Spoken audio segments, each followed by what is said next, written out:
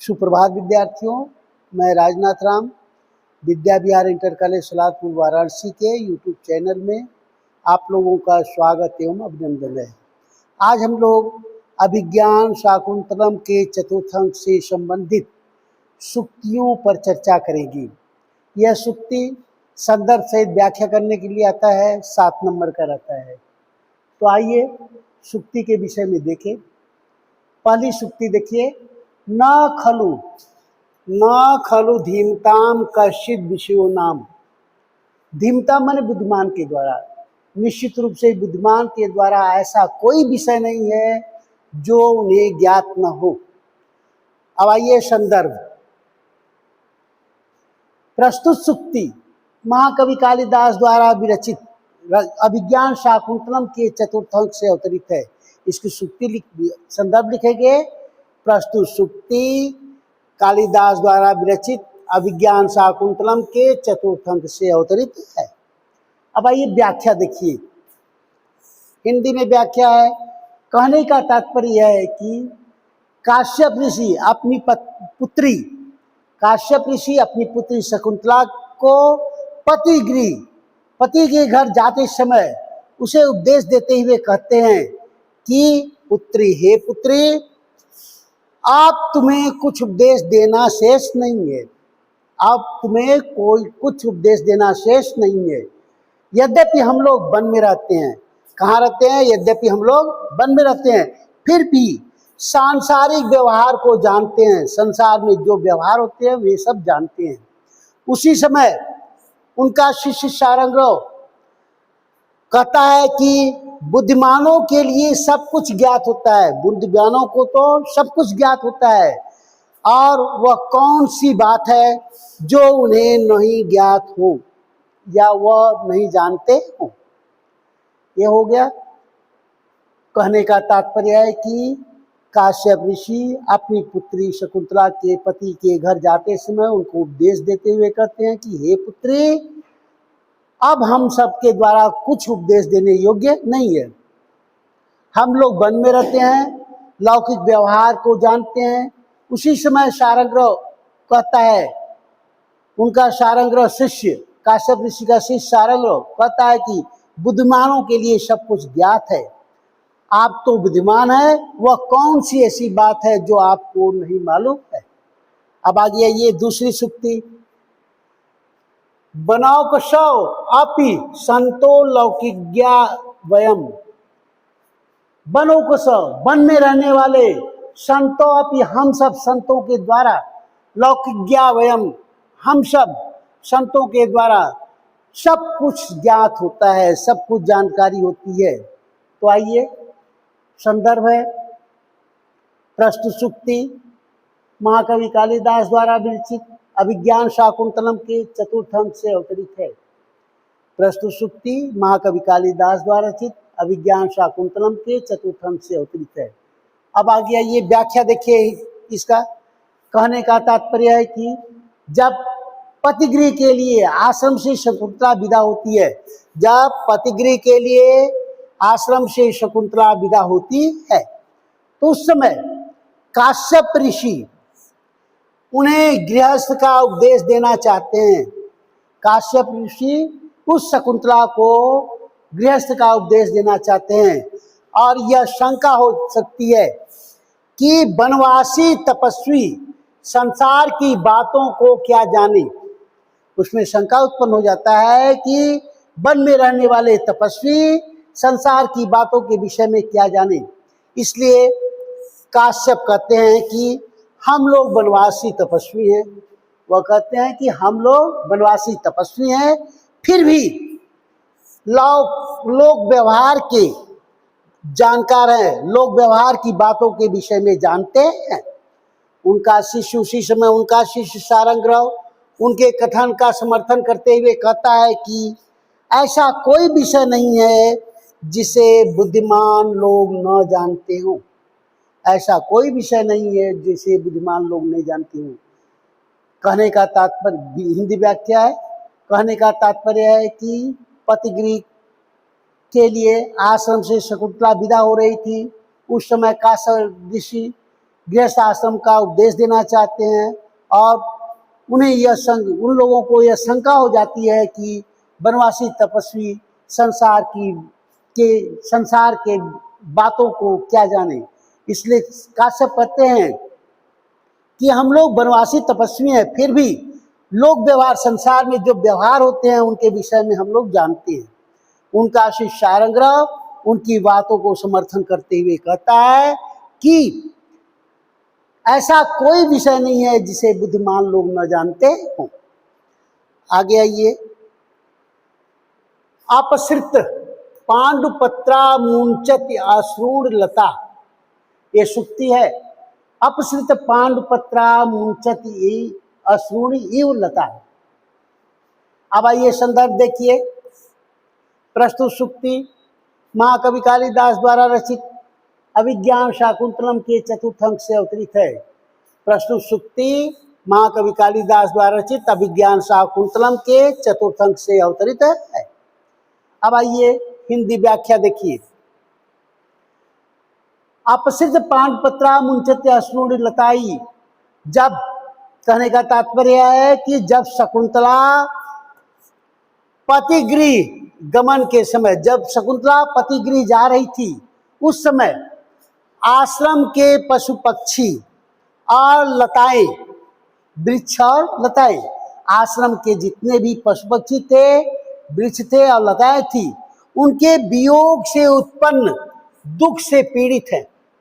उनके वियोग से उत्पन्न दुख से पीड़ित है।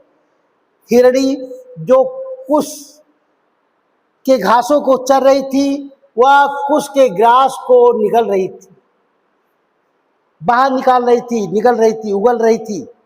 और मोर नाचना छोड़ दिए, और मोर भी नाचना छोड़ दिए।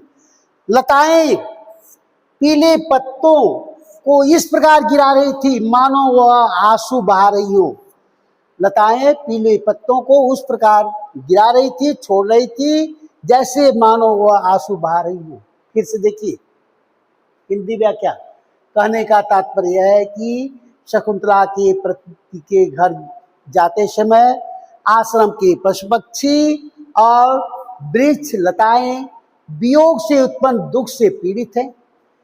हिरणियां जो कुश के घास को चर रही थी, वह कुश के ग्रास को उगल रही थी, यह अंदर नहीं ले रही थी, उगल रही थी।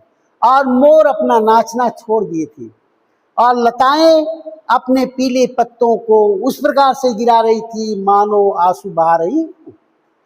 अगली सुक्ति देखिए। अर्थो ही कन्या पर की एव, क्योंकि कन्या का अर्थ पराया धन होता है।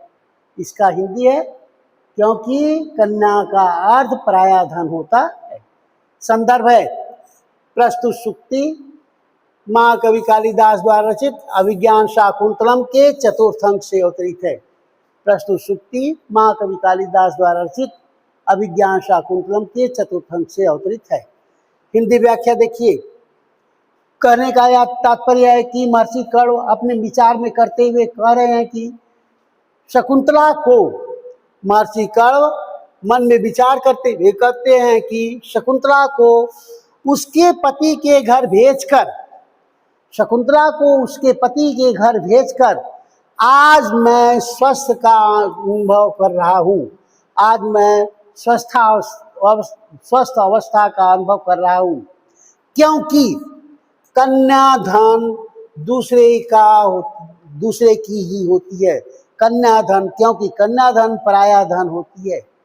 आज उसे उसके पति के पास भेजकर मैं उसी प्रकार से हृदय से प्रसन्न हूँ जैसे बहुत दिनों से अपने पास रखी हुई धरोहर को उसका स्वामी यानी उसके स्वामी को सौंप कर मनुष्य बहुत अधिक प्रसन्न होता है। फिर से देखिए, कहने का तात्पर्य है कि महर्षि कर्ण अपने विचार में, अपने मन में विचार कर रखते हैं कि शकुंतला को उसके पति के घर भेजकर मैं आज स्वस्थ अवस्था का उसी प्रकार से अनुभव कर रहा हूँ, स्वस्थ अवस्था का अनुभव कर रहा हूँ। क्योंकि कन्या धन पराया धन होती है। आज उसे उसके पति के पास भेजकर मैं उसी प्रकार से हृदय से बहुत अधिक प्रसन्न हूँ जैसे बहुत दिनों से अपने पास रखी हुई धरोहर को उसके स्वामी के पास सौंपकर मनुष्य अधिक प्रसन्न हो जाता है। आगे आइए, सूक्ति है, गुरुवपि विरह दुखम आशाबंध सहायति। गुरुवपि विरह दुखम आशाबंध सहायक। गुरुप में महान वियोग के दुख को आशा के बंधन के द्वारा ही वह चकवी सहन कर लेती है। संदर्भ है प्रस्तुत सूक्ति कालिदास द्वारा विरचित अभिज्ञान शाकुंतलम के चतुर्थ अंक से अवतरित है। प्रस्तुत सूक्ति महाकवि कालिदास द्वारा विरचित अभिज्ञान शाकुंतलम के चतुर्थ अंक से अवतरित है। हिंदी व्याख्या देखिए। कहने का तात्पर्य है कि पति के घर जाते समय, शकुंतला के पति के घर जाते समय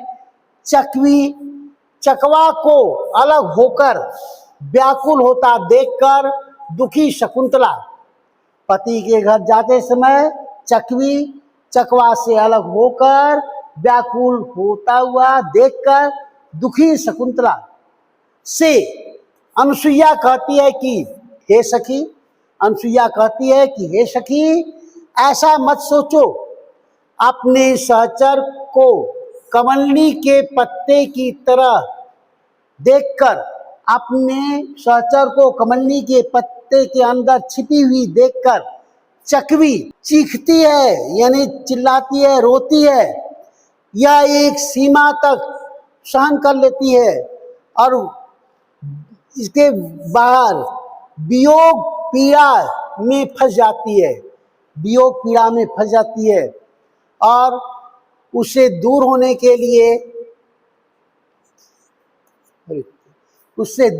लिए अपने प्रियतम के बिना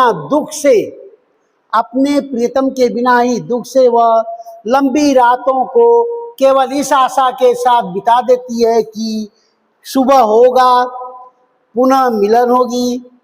इसी आशा के कारण वह बहुत बड़े दुख, वियोग के दुख को सहन कर लेती है। हिंदी व्याख्या है, पति के घर जाते समय चकवा को अलग होकर व्याकुल होता हुआ देखकर दुखी शकुंतला से अनुसुईया कहती है कि हे सखी, ऐसा मत सोचो, अपने सहचर को कमलनी के पत्ते के अंदर छिपी हुई देखकर चकवी चीखती है और वह ऐसी सीमा तक वियोग से पीड़ा में फंस जाती है, लेकिन वह उस लंबी रात को इसी आशा के साथ व्यतीत कर देती है कि सुबह होगा, पुनः मिलन होगी, और इस आशा के साथ वह वियोग के दुख को सहन कर लेती है।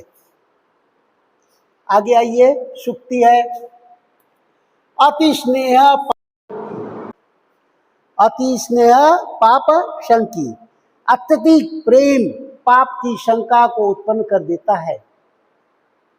संदर्भ है प्रस्तुत सूक्ति महाकवि कालिदास द्वारा रचित, अभिज्ञान शाकुंतलम के चतुर्थ अंक से अवतरित है। प्रस्तुत सूक्ति अभिज्ञान शाकुंतलम के चतुर्थ अंक से महाकवि कालिदास द्वारा रचित अभिज्ञान शाकुंतलम के चतुर्थ अंक से अवतरित है। ये जब कहने का तात्पर्य है कि जब शकुंतला की विदाई हो रही थी, उस समय यानी उससे दुर्वासा के साप का बिल्कुल भी ज्ञान नहीं था। जब दोनों सखियां शकुंतला से कहती हैं कि वह राजा तुम्हें यदि पहचानने में असमर्थ हो जाए तो इस अंगूठी को दिखला देना। यह सुनकर शकुंतला अनिष्ट की आशंका से घबरा जाती है।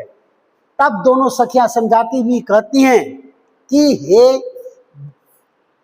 ये प्रसंग हो गया, व्याख्या है, कहते हैं कि हे प्रिय सखी शकुंतला, डरो मत, डरना मत या डरो मत।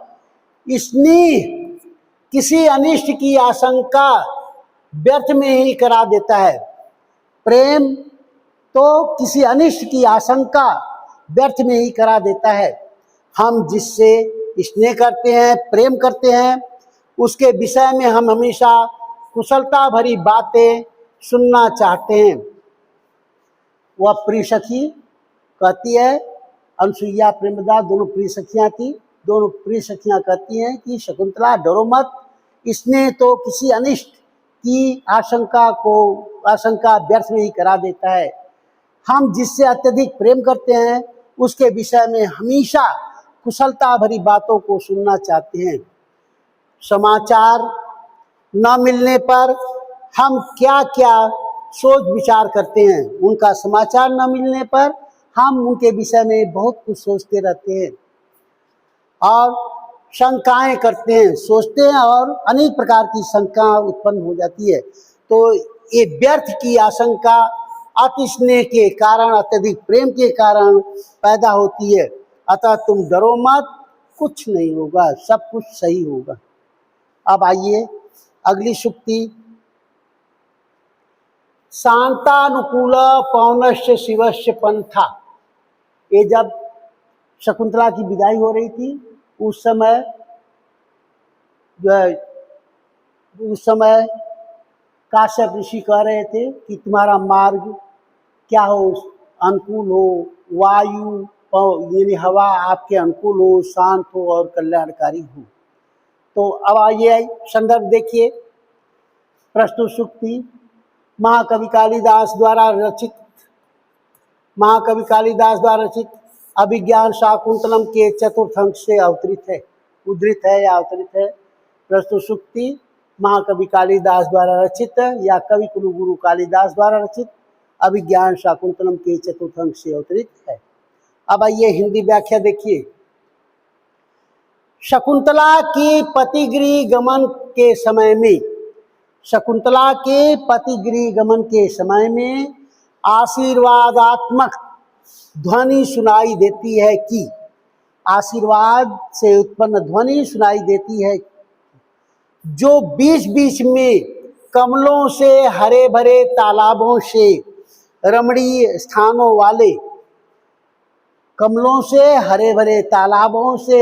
स्थानों वाले और जिसमें छायादार वृक्षों द्वारा सूर्य की किरणों की गर्मी को, ताप को नियंत्रित कर रहा हो, तथा जिससे कमलों के पराग की कोमल धूलि वाली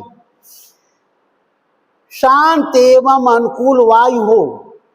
उनके लिए कमलों के पराग की कोमल धूल वाली शांत एवं अनुकूल वायु हो और वह मार्ग उनके लिए कल्याणकारी हो।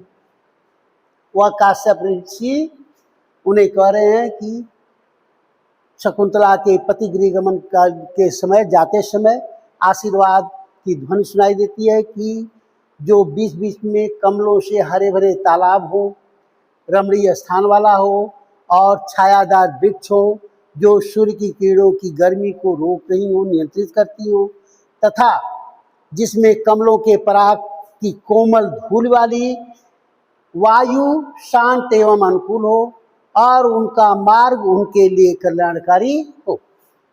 आगे आइए, सूक्ति है ओदकांतम स्निग्धो जनो अनुगंतव्य।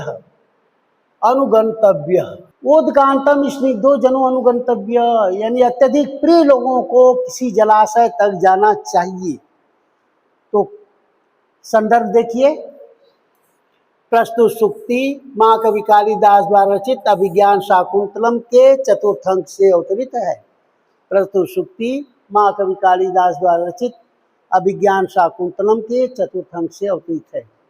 अब हिंदी व्याख्या। कहने का तात्पर्य यह है कि काश्यप का शिष्य शारंग्रव यह कहता है कि जलाशय तक प्रिय व्यक्ति के साथ जाना चाहिए। जलाशय तक प्रिय व्यक्ति को साथ जाना चाहिए। शारंग्रव महर्षि काश्यप से कहता है उसी बात को, यानी इसका कहने का तात्पर्य यह था कि जलाशय तक प्रिय व्यक्ति को साथ जाना चाहिए। तो शारंग्रव महर्षि का जो शिष्य था वह उनसे कहता है कि हे भगवान, यात्रा के समय जलाशय तक प्रिय व्यक्ति के साथ जाना चाहिए। हे भगवान, यात्रा के समय जलाशय तक प्रिय व्यक्ति के साथ जाना चाहिए। ऐसा सुना जाता है। स्मृतियों के अनुसार जब कोई अपना व्यक्ति बाहर जाने लगे तो घर के लोगों को चाहिए कि वे जलाशय अथवा किसी दुधारू वृक्ष तक उसे पहुंचाएं। जब कोई, स्मृतियों के अनुसार यह कहा जाता है कि जब कोई व्यक्ति अपना व्यक्ति बाहर जाने लगे तो घर के लोगों के द्वारा यह चाहिए कि उनको किसी जलाशय तक अथवा किसी दुधारू वृक्ष तक उन्हें पहुंचाना चाहिए। यहाँ संयोग से दोनों उपस्थित हैं, जलाशय भी उपस्थित है और दुधारू वृक्ष भी उपस्थित है, यानी बट वृक्ष भी उपस्थित है। आश्रम के व्यक्तियों को लौटने की सलाह दी जा रही है। यहीं से आश्रम के व्यक्तियों को वापस जाने के लिए कहा जा रहा है। कहने का तात्पर्य है कि ये सुक्ति का अर्थ है जलाशय तक प्रिय व्यक्ति को जाना चाहिए।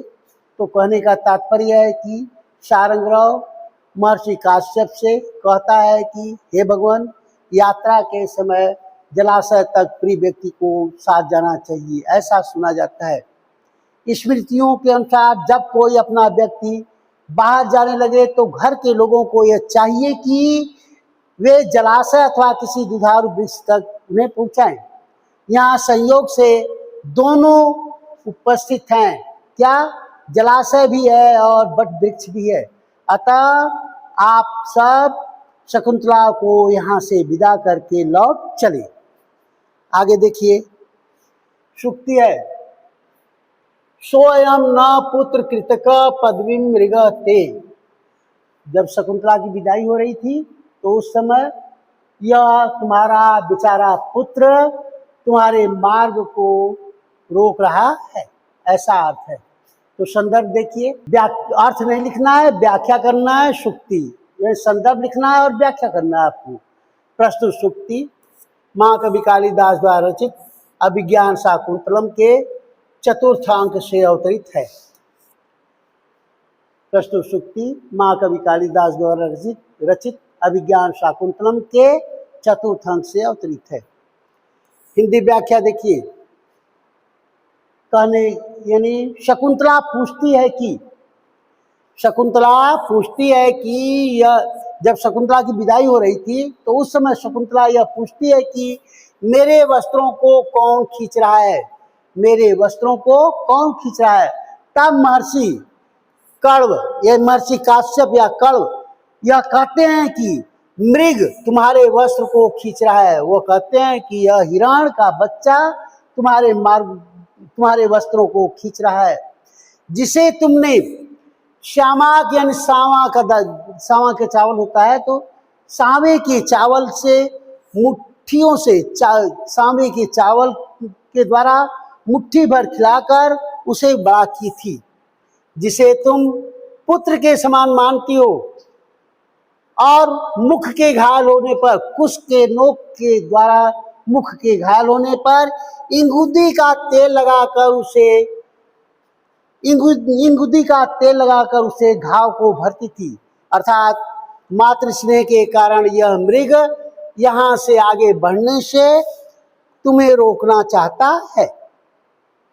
यहाँ पर एक और शकुंतला का आश्रम के जीवों के प्रति प्रेम व्यक्त हुआ है और दूसरी ओर वन जीवों का शकुंतला के प्रति प्रेम प्रदर्शित किया गया है। शकुंतला की विदाई हो रही थी, उस समय शकुंतला अपने पिता तुल्य महर्षि कण्व से कहती है कि यह मेरे वस्त्रों को कौन खींच रहा है। तब वह कण्व ऋषि, उनके पिता तुल्य कण्व ऋषि कहते हैं कि यह मृग तुम्हारे वस्त्रों को खींच रहा है, जिसे तुमने सावे के चावल के द्वारा मुट्ठी भर सावे के चावल से को खिलाकर बड़ा किया और जिसे पुत्र के समान माना, और कुश के नोक से मुख के घायल होने पर इंगुदी का तेल लगाकर उसे भरा। वह मातृ स्नेह के कारण मृग तुम्हें यहाँ से आगे बढ़ने से रोक रहा है। इस प्रकार से यहाँ शकुंतला के आश्रम के जीवों के प्रति प्रेम व्यक्त हुआ और दूसरी ओर वन जीवों का शकुंतला के प्रति प्रेम प्रदर्शित किया गया है। अब आइए, सूक्ति है, मार्गे पदानु खलु ते विषमी भवंती। मार्गे पदानु खलु ते विषमी भवंती, मार्ग में तुम्हारे पग विचलित हो रहे हैं।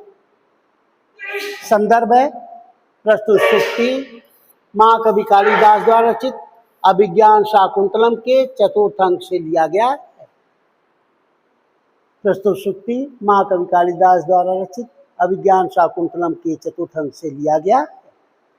अब आइए हिंदी व्याख्या देखिए। शकुंतला से काश्यप कहते हैं कि, शकुंतला से काश्यप या उनके पिता तुल्य काश्यप कहते हैं कि तुम्हारे नेत्रों की बरौनियां, तुम्हारे नेत्रों की बरौनियां जो ऊपर उठी हुई है, जब उनमें आंसू आ जाते हैं तो उनकी दर्शन शक्ति रुक जाती है। शकुंतला से काण्व ऋषि काश्यप ऋषि कहते हैं कि तुम्हारे नेत्रों की बरौनियां जो ऊपर उठी हुई हैं और उनमें आंसू आ जाने के कारण उनके दर्शन करने की शक्ति या देखने की शक्ति रुक जाती है। अतः धैर्य धारण कर इन आंसुओं को रोक दो। अतः धैर्य को धारण करो और इन आंसुओं को रोक दो। कहने का तात्पर्य है कि अश्रुपतन से अमंगल न हो, आंसुओं के गिरने के कारण अमंगल न हो, इसलिए उनको रोकने के लिए तुमने अपने नेत्र लोमों को, जो नेत्रों के पलक हैं, रोए हैं, उनको ऊपर उठा लो। परंतु फिर भी लगातार रोने के कारण जो आंसू आ जाते हैं उनसे तुम्हारे मार्ग को देखने की शक्ति रुद्ध हो जाती है, अवरुद्ध हो जाती है।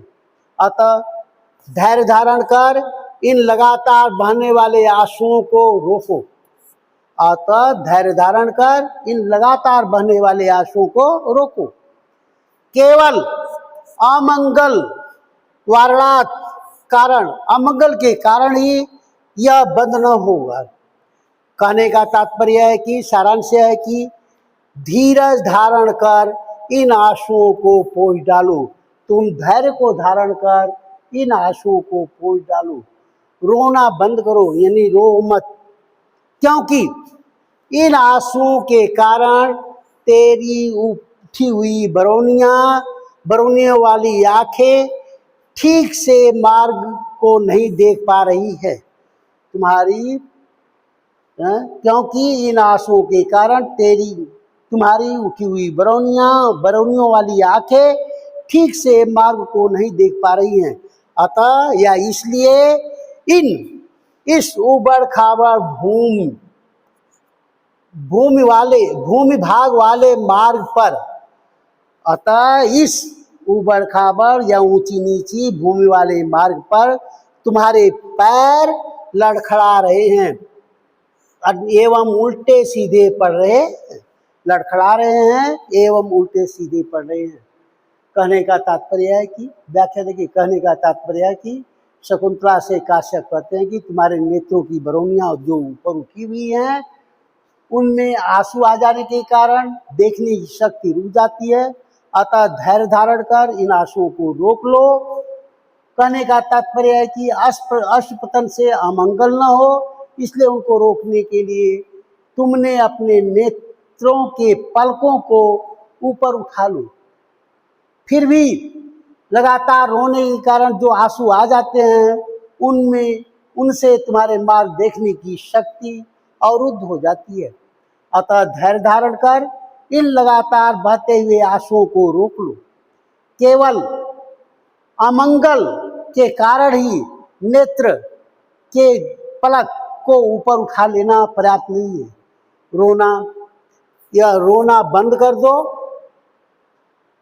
किए बिना ही, रोना बंद किए बिना भी अन्न प्रवाह बंद न होगा, यानी उसके उसको बंद किए बिना वह बहने वाला आंसू बंद नहीं होगा। सारांश के रूप में यह कहा जा सकता है कि धीरज धारण कर इन आंसुओं को पोंछ डालो, रोना बंद करो, क्योंकि इन आंसुओं के कारण तेरी ऊपर उठी हुई बरौनियों वाली आंखें ठीक से मार्ग को नहीं देख पा रही हैं।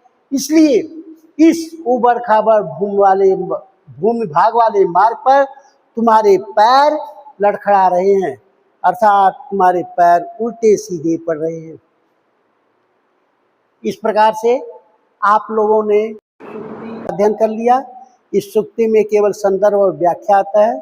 संदर्भ 2 नंबर का, व्याख्या 5 नंबर का, दोनों मिलाकर 7 नंबर का। अतः हम लोग सूक्ति के विषय में अध्ययन कर लिए। अब इसके बाद दूसरे दिन हम लोग पुनः दूसरे अध्याय के साथ उपस्थित होंगे। धन्यवाद।